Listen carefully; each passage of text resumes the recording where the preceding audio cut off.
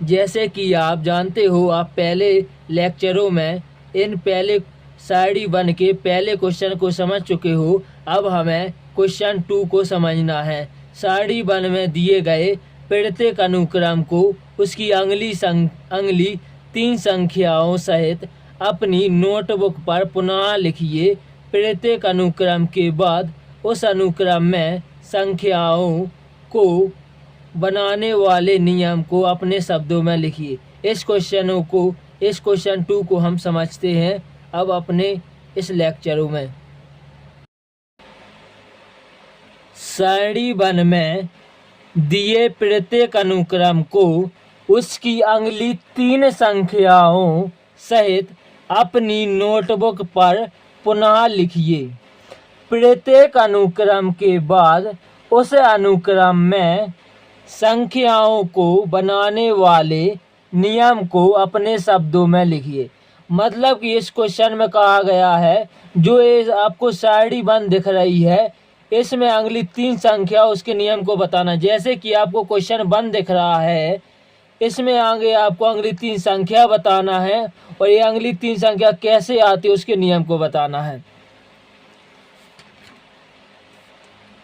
जैसे आप क्वेश्चन में देख पा रहे होंगे कि 1 में 0 जोड़कर अगली संख्या प्राप्त की जाती है, या 1 में कुछ नहीं जोड़ने पर आगे 1 प्राप्त किया जाता है। देखिए, आगे 1 प्राप्त किया गया है, कुछ नहीं जोड़ने पर आगे 1 प्राप्त किया गया है, फिर से 1 प्राप्त किया है। तो आप समझ चुके होंगे कि अगली 3 संख्या यहाँ पर कौन कौन सी होंगी। तो यहाँ पर अगली 3 संख्या 1 और 1 होगी। आगे हमें इसके नियम को बताना है कि 1 कैसे आया है। तो नियम भी हम जान चुके हैं कि हर बार 0 जोड़कर अगली संख्या प्राप्त की जाती है। तो आइए इसे उत्तर को समझ लेते हैं। हमारा पहला क्वेश्चन पूछा था अगली 3 संख्या 1 1 1। अब हमें आगे इसके नियम को बताना था। तो नियम है, हर बार 0 जोड़कर अगली संख्या प्राप्त की जाती है। प्रश्न 2 है, 1 2 3 4 5 6 7 यह क्या है? गणन संख्या है। हमें इस क्वेश्चन में अगली 3 संख्या बतानी है कि 7 के बाद क्या आएंगी अगली 3 संख्या, वो उस नियम को बताना है कि कैसे आई वो संख्याएं। जैसे कि आप इमेज में देख पा रहे होंगे कि 1 में 1 और जोड़ते हैं जब हम, तो 2 होता है। जब 2 में हमने 1 और जोड़ा तो 3, और 3 में 1 को जोड़ने पर 4, और 4 में 1 को जोड़ने पर 5। जैसे कि जब हम 1 में 1 और जोड़ते हैं तो हमें 2 प्राप्त होता है। जब हम 2 में 1 और जोड़ देंगे तो हमें 3 प्राप्त होगा। जब हम 3 में 1 और जोड़ देंगे तो 5 प्राप्त होगा। 5 में 1 और जोड़ने पर 6 प्राप्त होगा। तो हम जानते हैं कि 7 में 1 और जोड़ने पर अगली संख्या 8 आएगी। 8 में 1 और जोड़ने पर 9, और 9 में 1 और जोड़ने पर 10। मतलब अगली संख्या 8, 9 और 10 होगी। और हम ये भी जान चुके हैं कि इसके नियम कि 1 और जोड़ने पर आगे संख्या प्राप्त होती है।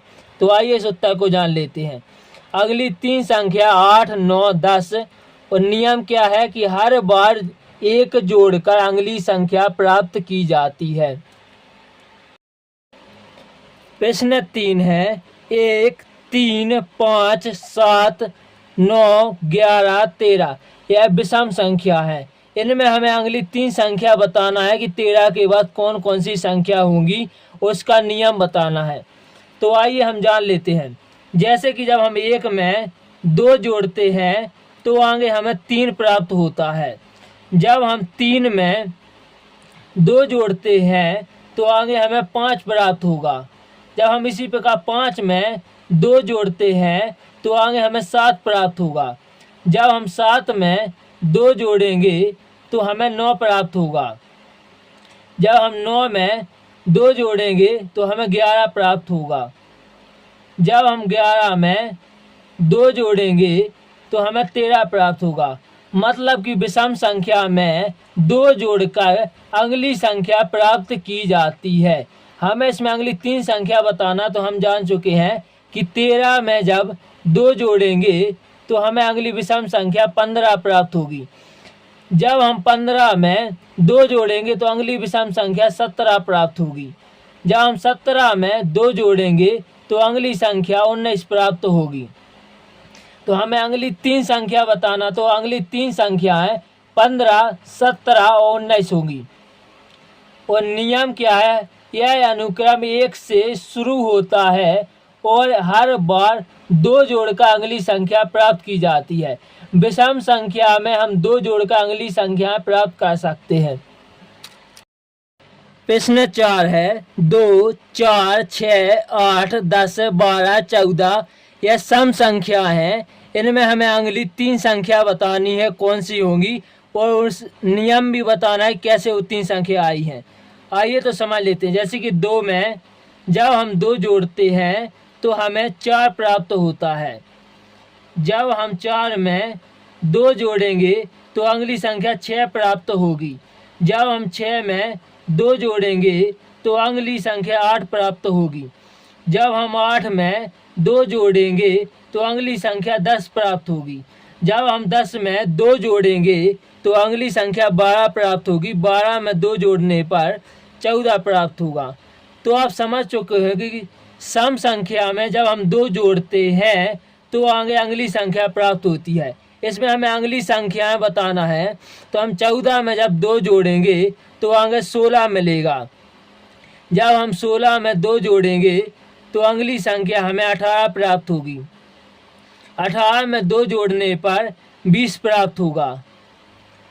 तो आइए इसके उत्तर को जान लेते हैं। अगली 3 संख्याएं 16, 18 और 20 होंगी।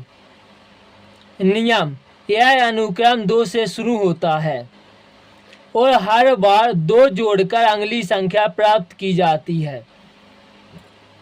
अब इसमें भी देख रहे होंगे कि 2 में हर बार 2 जोड़कर सम संख्या प्राप्त की जा रही है। इस 4 में फिर से 2 जोड़ा है, फिर अगली सम संख्या प्राप्त की जाती है। तो सम संख्या में जब हम 2 जोड़कर आगे अगली संख्या प्राप्त कर सकते हैं।